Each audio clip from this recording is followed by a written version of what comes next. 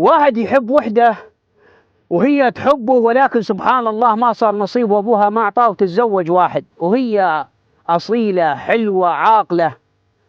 حريم اخوانها وحريم اخوانه يكرهنها ويغارن منها ويطالعن عليها سالفة وتطق السالفة بالجرية كلها فلانة فلتانة وزلمتها درويش، ولكن عنده مال. احيانا المال ما ينفع لا للدرويش ولا القليل الناموس، واحيانا يكسر الحرمة الرجل الفاين، مو الحرمة هي اللي يكسرها الزمن.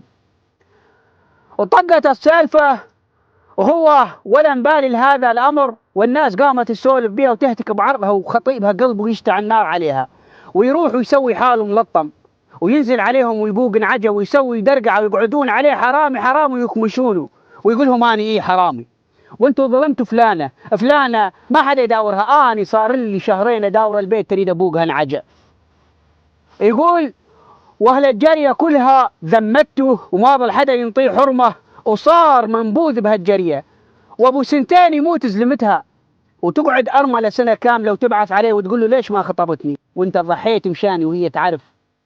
قال لها ان جيت تزوجتي ترجع عليك السالفة، راح يقولون دحقوا خذت حراميها، اني ما عاد اصلح لك بهالدنيا، اسال الله اني اخذك بالاخرة.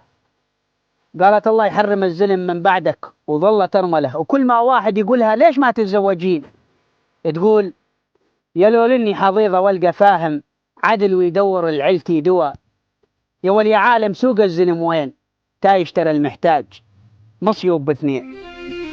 حياكم الله وإياكم.